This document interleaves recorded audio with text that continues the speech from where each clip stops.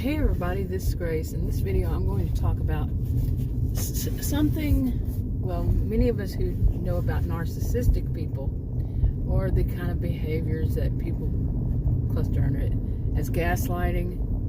And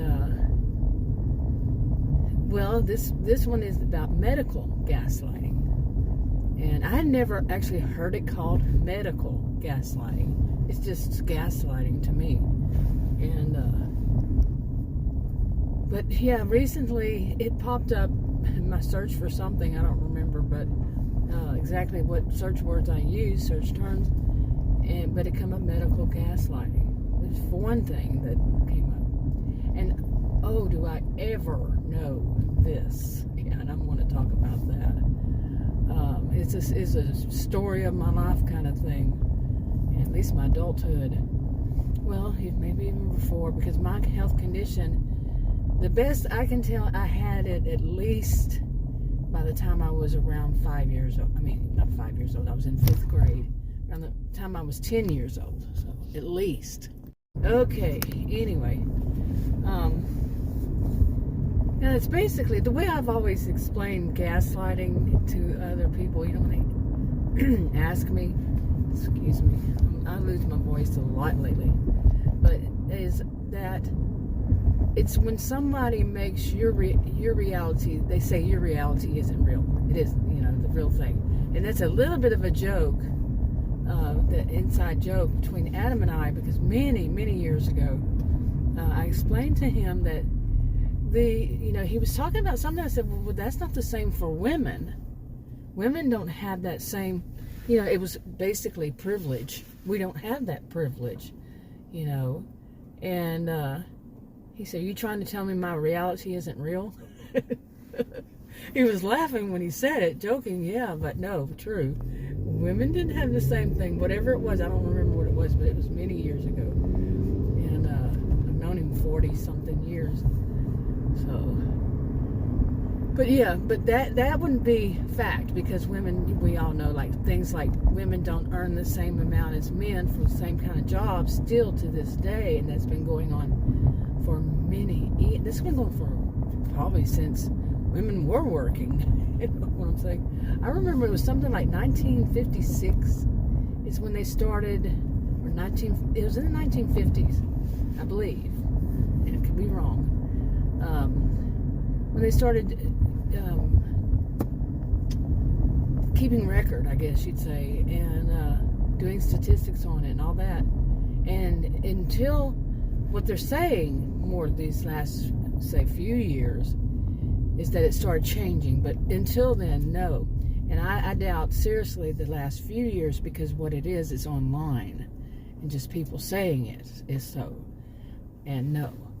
Where I had got it from was scholarly research that was in a textbook. Okay, not sure why, but yes, my SUV started making a noise. It could have been that person behind me was too close and passed me. Yeah, because I just turned. I didn't turn out in front of them. They were behind me. They're a little bit in a hurry, huh? But anyway, it's not safe. Anyway, so medical gaslighting. Okay, now I say that your reality isn't real. Well, I have mentioned so many times in videos, there are probably many of them on private, I have a rare health condition. When I first heard about it, I'm going to go through this again because this is a different video, but I had actually forgotten about this part for a long while when I was making videos. But back in 1998 was when I was first diagnosed. I kept saying 2000 when I was in the hospital with pancreatitis, and they found it when I was knocked out. They knocked me out on drugs because it's so painful, what they told me. And but in 1998 I was in California, and an endocrinologist there, he basically asked me about one doctor here in Texas. He said, well, was she a witch doctor? Anyway, he told me that what I had was this one particular thing, and it was 1 in 33 million. One person in 33 million, okay, has it. Well, what I've read more recently is not that much. That it's more like 5 to is it 5? You know, somewhere to like 50 in a million. It's in a million. It's rare, no matter what. And here in Texas, I was going to finish about the hospital in 2000, and they basically found they had to do, because they had pancreatitis and all that. They did well, what I'm guessing is the same as they do these days. It's a CT, and they found it, and once I was to leave, they said you need to go follow up with this endocrinologist, and I did. Where they sent me to, of course, I don't remember. That was year 2000. I think I remember exactly what they said, how they said it. No, but anyway, so I did, and she was angry. She was very angry. And I mean, here I am, basically my first time being introduced, as I feel like more introduced than what I had in California, and you know, other than the statistics and stuff like that I have this, I'm really being introduced to it. And she's this woman. She's probably around the age I am now, or a little younger, and she said, you know, women just want to have this. You know, years later when I started seeing what this is, they must be idiots to want something this bad. Because I have to think about my health all day long, pretty much all day long. I take medication 7 times a day. There's no cure for me because it's too risky to operate. It's a benign tumor. So, okay, but I knew what she meant is that women just want to have it because it would be an excuse for why they are overweight, not obese. You know, it's much more. It's worse. Is overweight. They have an excuse, you know, and there has developed a stereotype, mainly of white women. I would say it is of white women. That is, when a white woman is big, and I had people who did research at university on this same thing. Okay, but basically that, yeah, white women get a whole lot of flack for if they're overweight. So it was the research done on, it was a long time ago. Anyway, I'm going to go way off here, off track. But anyway, she to get back to this, she was telling women just want to have that, you know, and as if shame on me for having it, and why am I fortunate enough too? Fortunate enough? That was the whole attitude. And I was like, I mean, I'm sitting there just stunned, you know, what, huh? What? I'm just now learning about something, and here's this endocrinologist, a supposed professional, is going all off on me like it's somehow I should be ashamed, my fault, all this kind of stuff. You see, it's like, you know, I mean, I was younger then, okay? It's 23 years ago, about 22 and a half or however long. But, you know, I don't get why people think that they own both of these roads, really, to turn into both lanes when there's 2 arrows and it's very obvious. Really? Seriously? Anyway. Oh my goodness. Okay. Too many people do. Right there. Last time I came here was just a few days ago when that happened. Yeah. Of course, not the same person, but you get it. Anyway, so this endocrinologist, she's going all off on me, and finally, I guess she snaps. She snapped in a different way then, but it gets to her, you know, her head, like, why am I going off on this woman? But probably not that kind. And she starts explaining it to me, which I'm sitting there totally stunned that here it is, a professional is treating me in this kind of manner. So how much of it do you think sunk in? But anyway, ever since then, I can't say for how many years, because really ever since then, every healthcare professional, pretty much every single one, I can't think of one who hasn't, that will do the same thing, not going all off on me, is they won't get the, some of them won't get the images. I don't think any of them have gotten the images. Not even the more recent endocrinologist has gotten the images, but that was because his staff didn't get him. And he told me, well, I think it would be better if you did it. No, his staff should have did it. They told me they would have.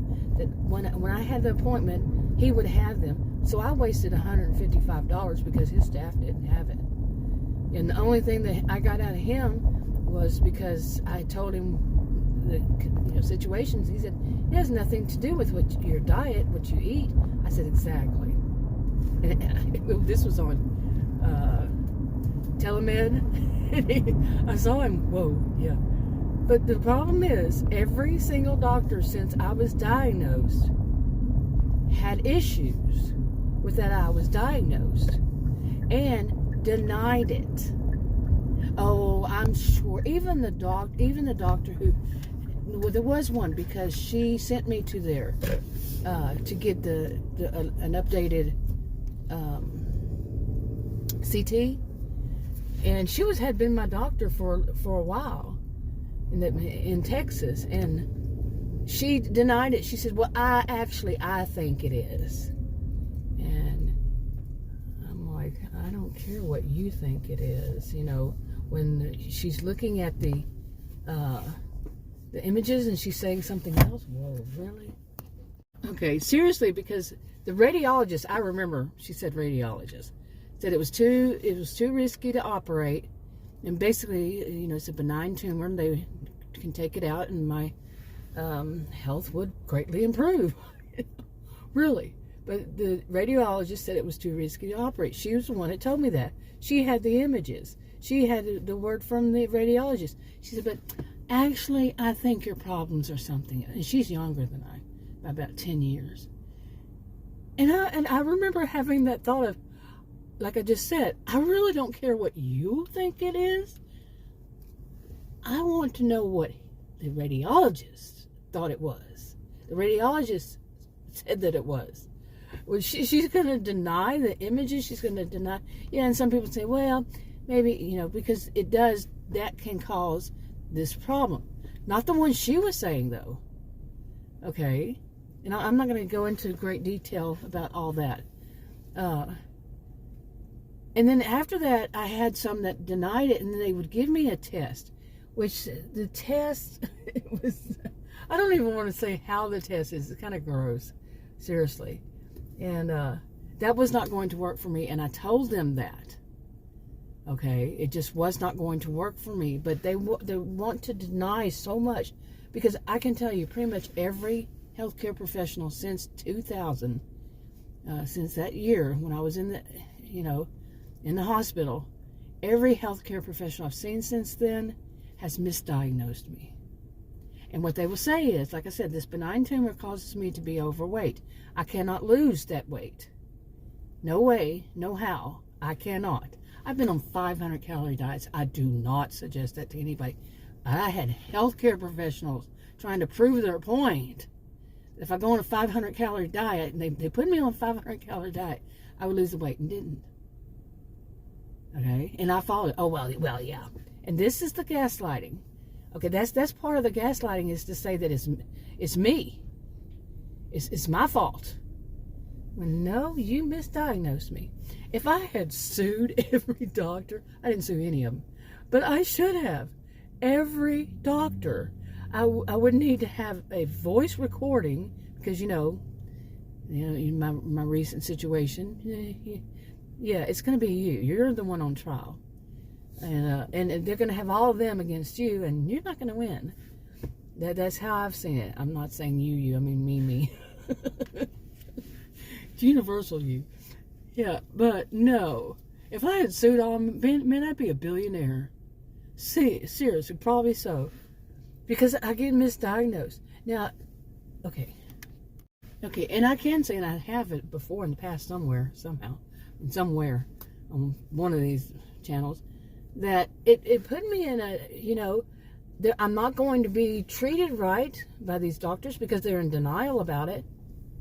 Okay, and what they're going to do anytime I'm there And any of these doctors who had said, all you have to do is diet and exercise, because what they do is that stereotype I mentioned of white women. It's not even like my age. Any white woman. I was 20. That was 22 years ago when it all started, and it's been since. And even before then, doctors just simply told me they didn't go any step further. Oops. Okay, that was quick. Anyway, let's see which way. I went this way last time. I thought maybe there was another one. But anyway, they So what am I going to do? I mean, these doctors are going to say the same thing every time, and they have consistently. Different doctors, different nurse, even nurse practitioners, any of them, the same thing. All you got to do is diet and exercise, and you'll lose that weight. Because of their stereotype in their mind of white women who, and here's the usual thing that you hear people say: just push yourself away from the table. Okay, that whole scene right there is medical gaslighting. What you know, what you say is not right, is not real. You're wrong. This is the doctors. The doctors, the healthcare so-called professionals, whether it's a doctor, nurse practitioner, whatever, to say that what you know for a fact, what your symptoms are, and maybe you don't even know it for a fact. Ooh, you're going way too fast in here. Man, that was crazy. But what you know and what your experience, like just say that you're experiencing, pain in your toe or something, and they say, no, really, it's all in your mind. They don't word it usually that way, but they'll say that it's somehow, your fault. It's some kind of possibly even psychological, possibly even, like I had a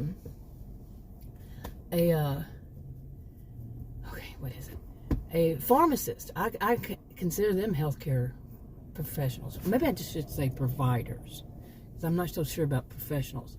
But like I have mentioned so many times, this insulin that they put me on, it causes my blood pressure to rise and other problems. But they keep denying it. And recently I had to get on it again, because without it, it seems like it screwed my body. It did. It seemed like it screwed me up even worse. So I have to be on at least some of it. But I don't want to take a whole bunch. Anyway, when I asked the first pharmacist, my usual pharmacist, about it, he said, well, it could be stress. You see, that's medical gaslighting. And when he said that, I didn't know that term. But when he said it, I was like, thinking here I am, a social and behavioral scientist who's trained in research, not medical, but I'm trained in research. So I have a bit of a clue, how to judge, what is, like what the cause and effect, this kind of thing. A little bit. There's different terms and all that. I could go with those too. But, and here it is, this pharmacist is going to say something like that. He's a young guy. And I got a little bit that he has been a little bit sarcastic. There's a whole long story behind all that too. But I was transferred to him from getting my medications and another one, because the other one did something really wrong to me and other people. So anyway, he and I still have the videos of it, by the way. So anyway, so he was every once in a while, I've noticed he has a little bit of a, I like him overall, but he'll have a little bit of some sarcasm every once in a while. That is undue. Ooh, people, really? Seriously? All that going on over there? Yeah, you don't own the road. See, that's not me. I'm not in all that. But yeah, one of them apparently thought they owned the road. But anyway. So, overall, all around, this not cherry pick, but medical gaslighting. Telling me it's something, other than what I'm saying. Okay? Because even I've spoken to several pharmacists, and even they say, well, it can happen. It actually can, but it's rare. Well, okay, let's see. You're telling, and I've said this before, recently, you're telling somebody who has a rare condition that something is rare, like that's going to mean anything to me. That rarely happens. This health condition rarely happens. That I have, well, like I said, when I first heard it was 1 in 33 million. Yeah. So, and I used to say that, and I would say, and I'd laugh joking, like it was, I'd say that's jokingly, but really not. I mean, some people say, well, lightning doesn't strike the same spot, twice. And that's not true. Okay? End of story. But, into that part. But anyway, that's medical gaslighting. Now, when that happened, something else came up. And I need to check that out before I say too much on it. Now, I'm not an expert in anything that has to do with physical health. Anything. I'm not an expert at all. So, or law, or anything like that. I am a social and behavioral scientist. I'm a voice of authority in those. To a degree. That's kind of funny, isn't it? Anyway, I have degrees, plural. Taught at college and university. Anyway, this whole thing, okay, there's another term that come up, and it's called cherry picking, which we've also heard of. Many of us have heard of cherry picking. I would think many, if not most, have heard of cherry picking. Some of it's cherry picking people, and in this case, it's cherry picking patients. Now, I don't know enough about it, but I would think that it means like in this kind of situation, and I had always wondered, why do these doctors say, well, we really, you need to see an endocrinologist, but we can do your maintenance maintain your, writing the prescriptions for my medications and such. Just my regular PCP kind of thing, and including those. And I kind of had wondered about that, because I'm glad. I mean, endocrinologists who actually know what they're talking about in this thing is kind of rare itself. It really is. I'm not being sarcastic. It actually has been. And here I live in a suburb of Dallas. You would think, Dallas, come on. I would be able to find them. And I'm talking about, there's one that keeps coming up anytime I search for it, and this one has really bad reviews. So I'm talking about, I now check reviews like on a regular basis on anything, everything now. Never had before. But the ones that say, oh, this doctor is wonderful, I'm like, yeah, who in the office put that up? I'm serious. That's not conspiracy theorist, that's cynicism. Okay? And mixed with a little bit of experience here. I actually heard that at a place that it was a senior living community that they did that. What I heard. Now, what's truth? I don't know. And I don't even remember where it was. Because I used to work as a life enrichment director. And I had been in several of them. Not only for that reason either. I mean, not myself as far as a resident, no. Okay, I'm going to get off stream again, off topic. But cherry picking. Okay, from what I would gather is that they want to pick and choose their patients. Like they pick and choose. I worked for a surgeon before. I worked for more than one. But he would treat people who were like athletic, athletes, and actual athletes here in Dallas, He would treat some of them, but he also he did treat people that were on Medicare. He treated them, okay, boy, that's two different kinds of treats here. There was a woman on Medicare. He treated her verbally so harsh, not really, but financially. Like she had better come up with that whatever it was, however much she owed or whatever, before I even see her again. That would be cherry picking. That would be one of the ways that they don't want to do, especially Medicare. I worked in billing too. When I was a career student, I worked on and off, and yeah, you don't go and charge as much as you can on Medicare. You're not supposed to do on any of them, because the guideline is Medicare. And that's a whole story. But things changed. Things have changed, I'm sure, since I worked it many years ago. But as far as I've heard lately, yeah. Like the post-op or follow-up visits were not charged, but they do now. And from what I understand, they still are not supposed to, but they have. Anyway, I get way off topic here so many times. But yeah, these but this is ways that they can cherry pick, so they don't have to deal with certain things that where they would turn around and misdiagnose.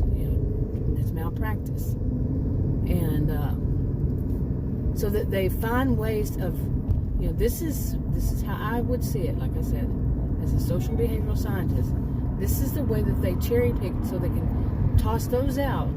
So they can just be there, not professional, maybe. And, like that surgeon I was talking about, he wanted to have all the ones who worked for, who were these athletes, these big athletes, and get more business from them.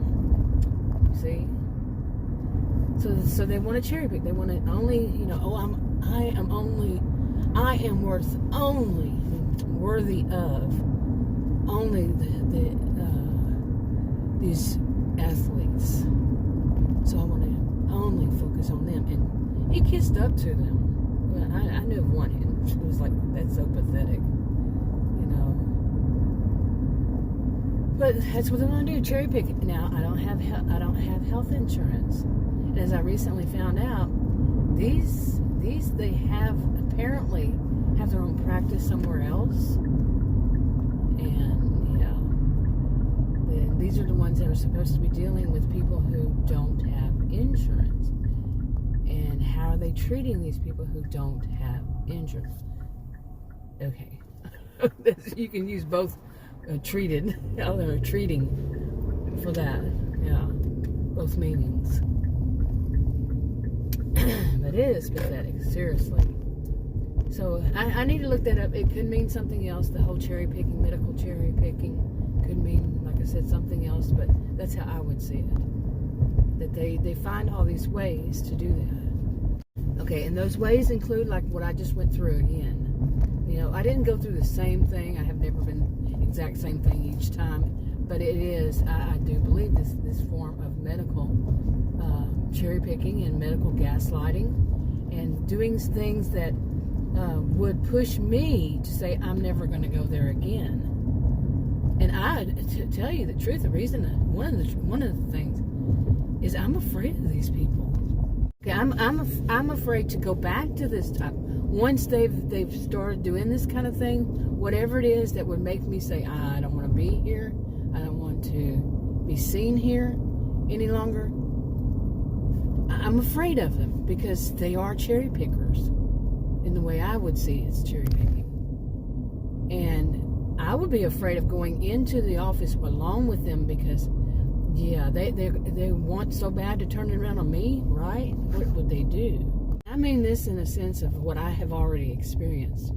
It was she did not introduce herself as nurse practitioner, and she was very young. She wore a doctor's, what I see as a doctor's jacket or whatever it is, smock, whatever, and I guess they can do this. And she dressed like, oh my goodness, histrionic to the max. And she did something one day of telling me that she read back the medications I was on. Why would she do that? And I said no. Or she only read one. I said, I've never been on that. I don't even know. I never even heard that one. And she insisted that I had told her I said, how am I going to tell you about that I'm on one I've never even heard of before? Well, that's what you did. Anyway, the next time I went back there, she had the office manager in there. Okay. And this big old guy, he was around my age at the time, and he was like one of those, that the look on his face is like, oh, my next victim? Seriously. That kind of, ugh. It was just, look. But anyway, yeah, and I told her at some point, because they were both sitting there, you know, going after me and trying to put me in that bad position. Here I was alone with them in that office. And so finally I had reason to say, I am recording this. And she backed him. She said, she looked at him. She goes, should I stop? Should I not do anything? And he goes, well, no, you do it. Because see, they were caught.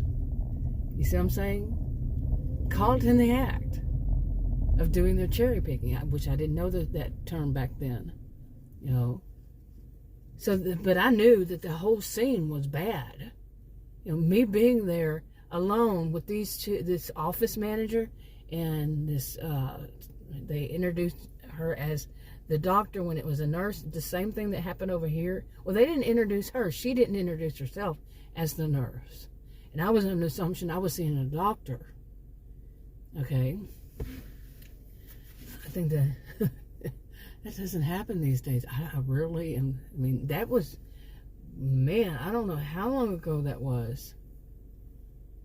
It was within the past 10 years, I'd say, though. Anyway, then, of course, I got a certified letter stating that I'm no longer a patient there. And I know that that's how they do it. You know, I've worked before. But it had happened to me before because a doctor put me on the wrong diabetes medicine, and the one that I'm allergic to, and I had, but the brand name back then, and I had a bad reaction to it. And because I complained and I said, I need to see the doctor because some, you know, bad reaction. This was so many years ago. This was before I went. This was the doctor that the one in California said, what, was she a witch doctor? You know, yeah. So it was back before 1998. You know, probably 1997, or maybe it was 1998. You know, before I went there, and well, it would have been, yeah.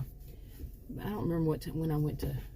I know it was 1998 when I went to San Jose and lived there for a while. But yeah, I mean that happened, and then the staff told me that I'm no longer a patient there, and I said I need to speak to your office manager about that. I spoke to the office manager, and she said, no, you are still a patient. And so I saw the doctor, and the doctor was all, I am so sorry. I'm so sorry. You know, we gave you the wrong one, wrong medication. Yeah, she was kissing up because they knew I could sue. Okay, seriously. Okay, that was back then. I don't know what it is now. But then, like I said, I moved to California, so. But if I had sued for all these doctors that did weird crap and then tried to turn it around on me, man, that too. And the whole gaslighting, medical gaslighting. Anyway, I think I'm working on my new computer to set it all up, and today I had to learn how to do a few things on it because it doesn't work. It's Windows 11. It doesn't work exactly like the ones I've had in the past. Of course, it's different. And I'm getting it worked out, and I'm probably going to start doing them as a live stream, but I think I'm going to be doing them on, if I can, private or unlisted. And then once I finish, you know, to make it, I really don't want to do live streams. I've done them in the past 8 years. I've been doing videos over 8 years. I've done them. I just don't want to do them. But I don't want to be anymore doing videos outside. I really want to switch to where I'm doing them in my home, even if it has to be at nighttime when it's quiet. We'll see. All right, talk to you on another video. Bye.